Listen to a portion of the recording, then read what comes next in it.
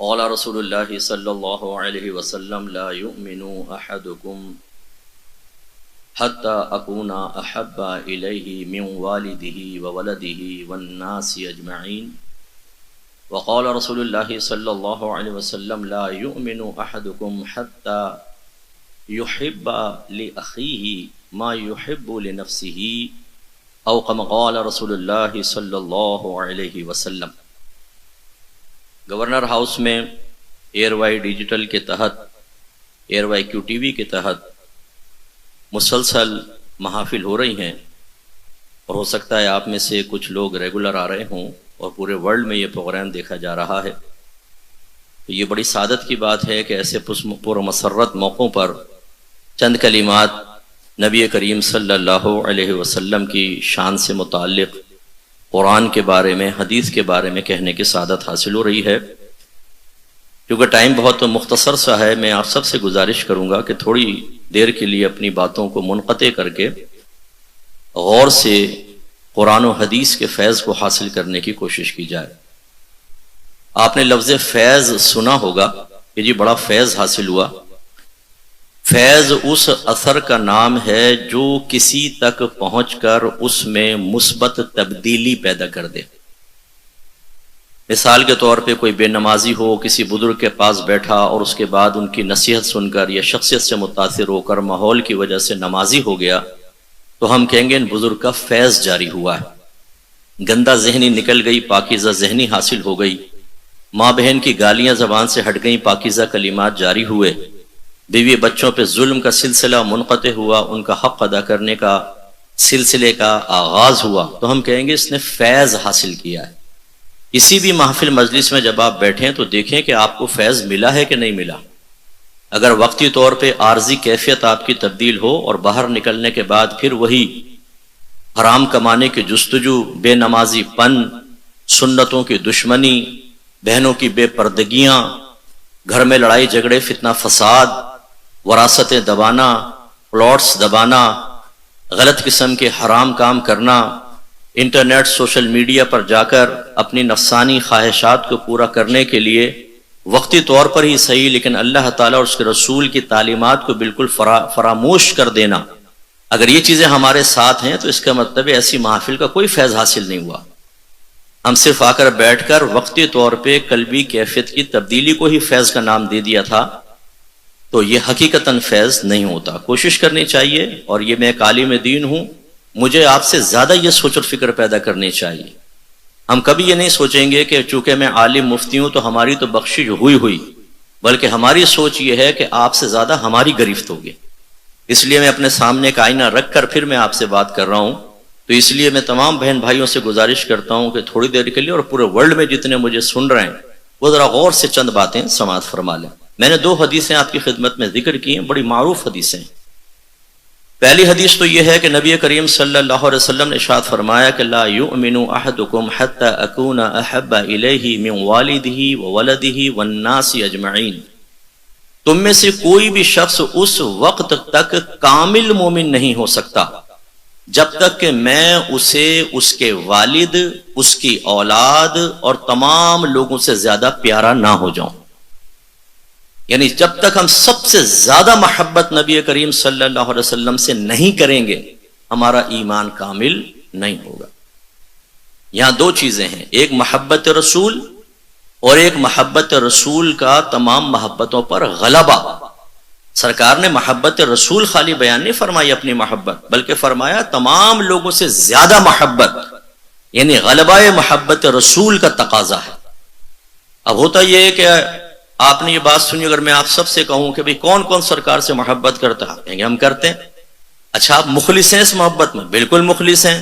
سب سے زیادہ نبی سے محبت ہے؟ بالکل ہے. ہمارے بزرگان دین نے فرمایا جب کوئی انسان اپنی زبان سے دعویٰ کرتا ہے تو اس کا عمل اس کے دعوے کو سچا یا جھوٹا کر دیتا ہے. ہمیں اپنے عمل کو دیکھنا چاہیے کہ کیا ہم دعوی محبت رسول میں سچے بھی ہیں یا نہیں. ہم نعرے لگاتے ہیں نا، غلامی رسول میں موت بھی قبول ہے، جو ہونا عشق مصطفیٰ تو زندگی فضول ہے. نعرہ بہت اچھا ہے، لیکن کیا واقعی ہم غلام مصطفیٰ ہیں یا نہیں، اس کے بارے میں تو سوچنا چاہیے. یہ ہمیشہ یاد رکھیے کہ اکثر ہمارا مشاہدہ یہ ہے، میں تقریباً 34 سال سے تبلیغ کے شعبے سے وابستہ ہوں، کہ ہم دینی معاملے میں رسومات کو ادا کر رہے ہوتے ہیں، رسم تک ہی ہمارا تعلق ہوتا ہے، حقیقت کی گہرائیوں تک نہیں جاتے ہیں۔ پہلے میں آپ سب سے کوشچن کروں گا، اپنی بہنیں بھی میری تشریف فرمائیں۔ میری بہنوں یہ بتائیے کہ اگر آپ کا جوان بیٹا ہو، اس کی آپ پال پوس کے جوان کریں، ماں کے ویسے بڑے احسانات ہوتے ہیں، اور پھر آپ اس کی شادی کریں اور وہ یہ کہے کہ امی میں آپ سے زیادہ اپنی بیوی کی سنوں گا، میں اسی کو ٹائم دوں گا، آپ کے لیے میرے پاس کوئی ٹائم نہیں ہے۔ اگر آپ کو اور میری بیوی کا اختلاف ہوگا تو میں اپنی بیوی کو آپ کے اوپر فوقیت دوں گا، لیکن امی ایک بات کہوں، مجھے آپ سے بڑی محبت ہے، آپ پہ میری جان قربان، میرا مال قربان۔ تو آپ جواب میں کہیں گے کہ بیٹا ایسا دعوی محبت اپنے جیب میں رکھ، بیوی کے پیچھے کھڑا رہتا ہے غلمٹے، جب لڑائی جھگڑا ہوتا ہے تو اپنی بیوی کو پیچھے کر لیتا ہے، میرے سینے پہ چڑھ کر میرے احسانات فراموش کر کے، اور مجھے تو بد زبانی کرتا ہے، میں روتی ہوں تجھے آنسو نظر نہیں آتے، لیکن اپنی بیوی کے بارے میں کہتا ہے امی دیکھیں رلا دیا نا اپنے بیچاری کو۔ ایسی اگر آپ کا بیٹا ہو، جو پیرنٹس بیٹھے ہوئے، فادرز بیٹھے ہوئے، خاص طور پر آپ احسان کر کے اپنے بیٹے کو ہر چیز دیں، اور پھر آپ دیکھیں کہ وہ آپ کا کہنا نہیں مان رہا، آپ کے دشمن کا کہنا مان رہا، وہ آپ کے پاس بیٹھنا پسند نہیں کرتا، آپ کے دشمنوں کے پاس بیٹھنا پسند کرتا ہے، آپ کا حکم نہیں مانتا، اپنے دوستوں کا کہنا مان کر اپنی جان بھی خطرے میں ڈال دیتا ہے، لیکن جب آپ سے ملتا تو کہتا ہے ابا جان ایک بات کہوں، آپ سے بڑی محبت ہے، بڑا پیار ہے، آپ کے میری جان قربان، میرا مال قربان، میرے بیوی بچے قربان۔ تو کیا اس کے ان رسمی جملوں سے آپ مطمئن ہوں گے؟ اگر آپ ایک فیکٹری چلاتے ہیں، آپ جانتے ہیں کہ آپ کا ایک ملازم خیانت کر رہا ہے، فیکٹری کی چیزیں جا کر بیچ دیتا ہے، کام نہیں کر رہا، آپ کیمپ پہ اس کی جب سی سی ٹی وی فوٹیج دیکھتے ہیں آپ کو بہت خرابیاں نظر آتی ہیں، لیکن جب وہ آپ کے سامنے آتا ہے تو کہتا ہے حضور آپ سے زیادہ مجھے کسی سے محبت نہیں، آپ کے لیے تو میرا سب کچھ قربان، تو آپ دل میں کیا کہیں گے؟ فراڈی ہے، جب موقع ملے گا تیری ٹانگیں توڑوں گا، ٹھہر جا۔ اس کا مطلب یہ ہوا، بس خلاصہ کلام یہ ہے کہ ہم اپنی ذات کے لیے رسم کو پسند نہیں کرتے کہ خالی زبان دعوت سے نہیں چلے گا، کر کے دکھاؤ پھر ہم تمہیں مانیں گے۔ اگر ایک دوست اپنی جان آپ کے لیے خطرے میں ڈال دے، آپ کی اولاد آپ کی محبت، آپ کے پیار میں، آپ کے سکون کے لیے رات دن ایک کر دے، اگر آپ کی بیٹی آپ کے لیے ایسا کرے، آپ کا ماتحت اخلاص سے کام کرے، پھر آپ یہ کہیں گے کہ یار یہ دعوی محبت میں سچا ہے۔ اتنا تو آپ کو شعور ہے کہ نہیں؟ تو اب ہمیں یہ غور کرنا چاہیے کہ ہم نبی کریم سے محبت کے دعوے تو کرتے ہیں، لیکن کیا اس دعوی محبت رسول میں ہم سچے بھی ہیں کہ نہیں؟ رسمی طور پہ خالی جملے نکالتے ہیں گلے پھاڑ پھاڑ کر، اور خصوصاً جب لنگر ملنے کی امید ہوتی ہے بعد میں تو پھر تو ہمارا جوش کہیں اور ہی پہنچا ہوتا ہے، لیکن کیا ہم نے حقیقتاً کبھی نبی کریم صلی اللہ علیہ وسلم کی محبت کے سلسلے میں اپنا ذاتی احتساب کیا ہے؟ یہ ہے قابل توجہ بات۔ تو اب میں دو چیزوں پر آپ کو بات عرض کروں گا۔ نمبر 1، محبت رسول۔ محبت ایک قلبی کیفیت کا نام ہوتا ہے، اپنائیت کے ساتھ، پیار کے ساتھ آپ کا دل کسی کی طرف مائل ہوتا ہے تو ہم کہتے ہیں یہ فلاں کی آپ کے قلب میں محبت ہے، لیکن قلبی کیفیت نظر نہیں آتی۔ ہماری شریعت یہ کہتی ہے کہ جو تمہاری قلبی کیفیت ہے نا، اس کا اثر تمہارے ظاہر پر نظر آنا چاہیے۔ نبی کریم صلی اللہ علیہ وسلم نے ایک شخص کو دیکھا نماز پڑھ رہا تھا، داڑھی سے کھیلنے لگا، سرکار نے فرمایا اگر اس کے دل میں خشوع ہوتا تو اس کے ظاہری اعضاء بھی خشوع پذیر ہوتے، یعنی اگر دل کو حاضر رکھ کر خوف خدا کے ساتھ نماز ادا کر رہا ہوتا تو اس قلبی کیفیت کا اثر اس کے ظاہری اعضاء پر ضرور ہوتا۔ یہ ساکن ہو کر بالکل جیسے ایک بادشاہ کے دربار میں آدمی کھڑا ہوتا ہے اور اس کو یقین ہے کہ اگر بادشاہ ذرا ناراض ہوا تو میری گردن اڑانے کا حکم دے گا، تو کتنا خوفزدہ ہو کر کھڑا ہوگا۔ ایسے اللہ کی بارگاہ میں کھڑا ہونا چاہیے تھا، لیکن اس کا مطلب اس کی قلبی کیفیت حاضر نہیں ہے، اس کا ظاہر اس کی قلبی کیفیت کے مطابق نہیں ہے۔ تو جب ہم محبت رسول کا دعویٰ کرتے ہیں تو ہماری شریعت یہ کہتی ہے کہ چلو پھر ظاہر سے ثابت کرو کہ تمہارے دل میں قلبی محبت ہے، واقعی نبی کریم کی محبت۔ یہ نفس محبت پہ کلام کر رہا ہوں، غلبہ محبت پر نہیں، اس کا بتاتا ہوں۔ تو علماء نے فرمایا اس کی چند علامات ہوتی ہیں، وہ اپنی ذات کے اندر دیکھیں، اگر ہیں تو آپ دل میں واقعی نبی کریم صلی اللہ علیہ وسلم کی محبت رکھتے ہیں۔ نمبر 1، جو نبی سے محبت کرتا ہوگا وہ آپ پر کثرت سے درود پاک پڑھے گا. اس کی تعداد میں اختلاف ہے، لیکن اکثر علماء کہتے ہیں اگر کوئی ایک دن میں 313 مرتبہ درود پاک پڑھے تو وہ نبی کریم پر کثرت سے درود پاک پڑھنے والا کہلائے گا. ٹائم کم ہے، احتساب خود کرتے جائیے گا آپ ایسا کر رہے ہیں کہ نہیں کر رہے. اگر آپ کو یہ ثابت ہو کہ نہیں کر رہے یا یہ چیزیں آپ کے ساتھ نہیں ہیں تو میں یہ نہیں کہوں گا کہ آپ کے قلب میں محبت رسول نہیں ہے، لیکن یہ ضرور کہنے کی جرات کروں گا کہ اس میں بھی نقص ہے، اس کو کامل کریں. دوسرا، جو نبی کریم سے محبت کرے گا آپ کا ذکر کثرت سے کرے گا اور آپ کو اکثر یاد کرے گا. سطحی مثال دینے پر مجبور ہوں، اگر کسی کو کسی سے عشق مجازی ہو جائے، جیسے آج کل ہمارے خوار نوجوان اس قسم کی حرکتیں کر رہے ہیں، تو کیا وہ ایک لمحہ بھی اپنے محبوب کے تصور سے خالی ہوتے ہیں؟ کھانا کھا رہا ہو تو یاد آئیں گی محترمہ زلیخا صاحبہ، اگر واش روم میں بیٹھا ہے تب یاد آئیں گی، بستر پہ لیٹے گا تو جب تک اس کا حسین تصور نہ آئے حضرت کو گہری نیند ہی نہیں آتی. موٹر سائیکل بھی چلا رہا ہوگا تو اسی کے تصور میں. کیا ایسی یاد کبھی نبی کریم صلی اللہ علیہ وسلم کے لیے بھی 24 گھنٹے میں ہمارے دل میں پیدا ہوئی ہے؟ جب محافل میں بیٹھے ہوتے تو ایسے ہم جھوم رہے ہوتے ہیں کہ وہ ہو بھائی اس سے بڑا تو کوئی عاشق رسول ہی نہیں، لیکن باہر نکلتے ہیں تو صرف ماں باپ بیوی دوست گناہ انٹرنیٹ سوشل میڈیا اس پہ ٹھمکے یہ ہمارے ذہن کے اندر ہوتے ہیں. سارا دن نبی کریم یاد نہ آئے، سارا ہفتہ یاد نہ آئے، پھر محفل کے اندر بیٹھے تو ایسے جیسے تو ہم سے بڑا کوئی عاشق رسول ہی نہیں. اس کا مطلب ہے کہ ابھی یاد کامل نہیں، یاد کامل نہیں تو محبت بھی کامل نہیں. یا آفس فیکٹری کے اندر آپ کی گفتگو کا موضوع کبھی نبی کریم صلی اللہ علیہ وسلم بھی ہوئے ہیں؟ یا وہی سیاست، وہی کھیل کود، وہی UFC کی فائٹ، وہی WWE کی ریسلنگز، وہی لڑکی، وہی فلاں کی بھابھی فلاں کی بہن، اور ہماری بہنیں وہ خالہ نے یہ کیا، پھپھی جادو ٹونے میں ماہر ہے، فلانی نے یہ کر دیا فلانی نے یہ کر دیا، یہ ہمارے موضوع ہوتے ہیں. پھر جب ہم محفل میں آتے ہیں پھر ہمیں یاد آتا ہے وہ ہمارے نبی کریم کا ذکر بھی تو ہے، چلو اب کرتے ہیں. باقی کبھی یاد نہیں آتا. اس کا مطلب ہے کہ محبت رسول میں بھی نقص ہے. بتکلف ذکر کریں سرکار کا، یاد کریں سرکار کو. آپ سوئیں تو آپ کے ذہن میں نبی کریم کی یاد ہونی چاہیے. آپ کھانا کھائیں تو اس طرح سنت کے مطابق کھائیں کہ انتقال ذہن فوراً خود بخود نبی کریم کی طرف ہو جائے، پھر کمال ہے. اور چونکہ ٹائم کم ہے اس لیے سب سے بڑی نشانی نبی کریم کا حکم ماننا. اللہ تعالیٰ نے تو مطلقاً ہر نبی کے بارے میں فرمایا وَمَا أَرْسَلْنَا مِن رَسُولٍ إِلَّا لِيُطَاعَ بِإِذْنِ اللَّهِ. ہم نے ہر رسول کو صرف اس لیے بھیجا تاکہ اللہ تبارک و تعالیٰ کے حکم سے اس کا حکم مانا جائے، اطاعت کی جائے. اطاعت رسول سب سے بڑی چیز ہے. میں آپ سب بہن بھائیوں سے کویسچن کرتا ہوں، دلی دل میں جواب دیجئے گا. صحابہ کرام علیہم الرضوان سے بڑھ کر کوئی عاشق رسول ہو سکتا ہے؟ اور کیا قیامت تک کوئی ہوگا؟ ان کی محبت رسول کی علامت کیا تھی؟ ایک جواب بالکل سب کامن دیں گے، اطاعت رسول. سرکار نے فرمایا عقیدہ بدلو، بدل لیا. مکہ چھوڑو، چھوڑ دیا. اپنے باپ اپنی ماں اپنی برادری اپنے باغات مویشی کو چھوڑ کر ہجرت کرو. لبیک یا رسول اللہ ہم حاضر ہیں.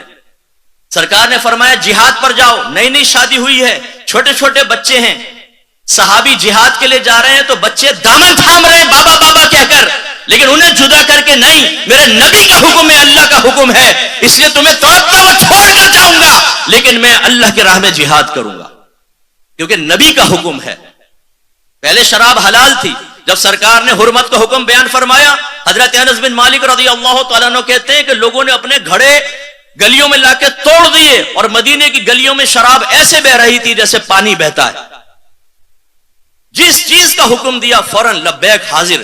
کسی صحابی کے بارے میں آپ نے سنا ہے کہ پہلے حکم رسول میرے سامنے پیش کرو، سوچیں گے، بیوی سے پوچھے کر لوں، ماں سے پوچھے کر لوں، والد سے پوچھا ہو کر لوں، بچوں سے پوچھا ہو کر لوں، دوستوں سے اجازت لی ہو، مخلوق سے، دنیا سے نہیں، نفس سے، شیطان سے ہرگز نہیں. سب پیچھے، میرے نبی کا حکم سب سے پہلے. اور ہمارا برعکس معاملہ کیا ہے کہ سب سے پہلے ہم غور کرتے ہیں کہ یار اندر والے باس بتاؤ عمل کرنا ہے کہ نہیں کرنا. نفس کہتا ہے خبردار ہماری غلامی سے باہر نہیں نکلنا ہے.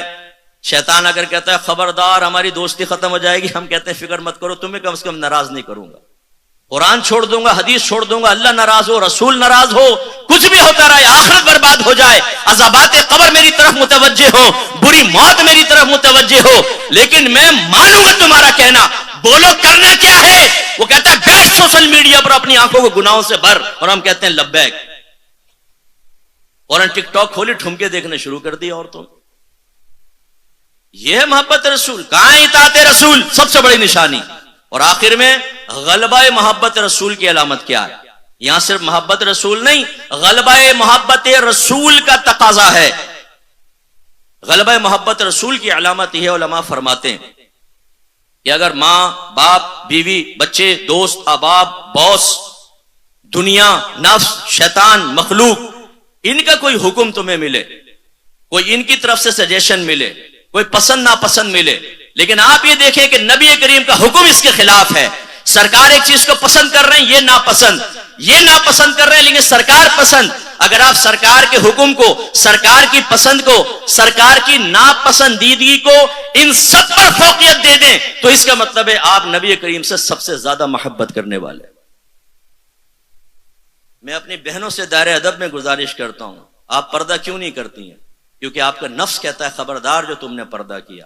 ہو سکتا ہے کہ بعض آپ کے ہسبینڈ ایسے ہوں جو کہتے ہوں کہ میں اپنی بیوی کو پردہ نہیں کرواؤں گا، تو آپ شوہر کی اطاعت کر لیتی ہیں، آپ نفس کی بات مان لیتی ہیں، بلکہ ہم جیسے علماء کو برا بھلا کہتی ہیں آپ کہ یہ ملہ پتہ نہیں کہاں سے آ گئے، ہماری زندگیاں تنگ کر دی ہیں۔ میں ایسی بہنوں کے لیے کہتا ہوں کہ ایک دفعہ آپ مرنے کی دعا تو کریں اپنے لیے، آپ کہیں کہ اللہ مجھے آج رات موت دے دے، میں قبر میں جانا چاہتی ہوں۔ کبھی بھی نہیں کریں گے، کیونکہ آپ کو پتا ہے کہ اللہ اور رسول کی شدید ترین نافرمانی اور مخالفت کر کے ہم نے اپنی آخرت کو خطرے میں ڈالا ہوا ہے۔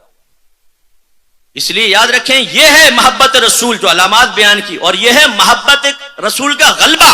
اگر ہوگا تو اس کا مطلب ہے کہ آپ پھر کامل ایمان والے ہیں، کیونکہ نبی کریم نے نفس سے محبت کا تقاضا نہیں فرمایا، بلکہ فرمایا تم اس وقت تک کامل ایمان والے نہیں ہو جاؤ گے جب تک میں تمہیں تمہارے والد، تمہاری اولاد اور سب لوگوں سے زیادہ پیارا نہ ہو جاؤں۔ دوست کہیں آیا چلے سینما، آپ بولے نہیں میں مسجد جاؤں گا، اس لیے کہ میرے نبی نے نماز پڑھنے کا حکم دیا۔ فجر کی نماز ہم میں سے اکثر نے نہیں پڑھی ہوگی، محفل میں آ کے جھوم رہے ہیں بیٹھ کر، ماں بہن کی گالیاں ہم دے رہے ہیں، محفل میں آ کر بیٹھ رہے ہیں جھوم کر۔ ٹھیک ہے، یہ منع نہیں ہے، آ کے جھومنا بھی منع نہیں، لیکن اپنا احتساب تو کریں، ہم کس روش پر جا رہے ہیں؟ جس نبی کے نام پر جمع ہوئے ہیں، ان کے حکم کو سننے کے بعد ہماری زبان پر نہیں لیکن ہمارا عمل کہتا ہے مت کر نصیحت ناصحا، دل میرا گھبرائے ہے، اس کو دشمن جانوں ہوں جو مجھ کو سمجھائے۔ یار بیان تو بڑا اچھا تھا، لیکن دین میں دیکھو اتنی بھی سختی نہیں ہے۔ میں ایسے لوگوں سے کہتا ہوں کہ ہمیں بند کر دو جیل میں، تمام مولویوں کو، مفتیان کرام، علماء کو، اور جو ہم نے دین کی نرمی چھپائی ہوئی تھی نا وہ آپ قرآن و حدیث سے نکال کے پبلک کو دے دو۔ یہ دیکھو دین تو اتنا نرم تھا، انہوں نے سخت کیا ہوا تھا، کہاں ہے وہ نرمی دین؟ اللہ تو قرآن میں فرمایا یا ایھا الذین آمنوا ادخلوا فی السلم کافہ، اے ایمان والو اسلام میں پورے پورے داخل ہو جاؤ، اس میں کوئی چوائس نہیں ہے۔ میں تو نہیں کہہ رہا ہوں، اللہ کے نبی، اللہ فرما رہا۔ اور آخر میں دوسری حدیث، بس میں ختم کر رہا ہوں، سرکار نے فرمایا لا یؤمن احدکم حتی احب لاخیہ ما یحب لنفسہ، تمہارا ایمان اس وقت تک کامل نہیں ہوگا جب تک تم اپنے مسلمان بھائی کے لیے وہی پسند نہ کرو جو اپنے لیے کرتے ہو۔ یہ ایک عام مسلمان کی بات ہے، میرے نبی کا عالم کیا ہوگا؟ جو بات ہم اپنے لیے پسند نہیں کر رہے وہ بعض اوقات نبی کے لیے کر رہے ہوتے ہیں۔ وہ کیا؟ میرا کہنا میری بیوی مانے، میرے بچے مانے، میرے دوست مانے، نہیں تو میں ناراض ہو جاؤں گا، لیکن نبی کا ہم کہنا نہ مانے کوئی مسئلہ نہیں۔ غور کیجئے، اللہ تعالیٰ سمجھنے اور عمل پیرا ہونے کی توفیق عطا فرمائے، آمین۔ وآخر دعوانا ان الحمد للہ رب العالمین۔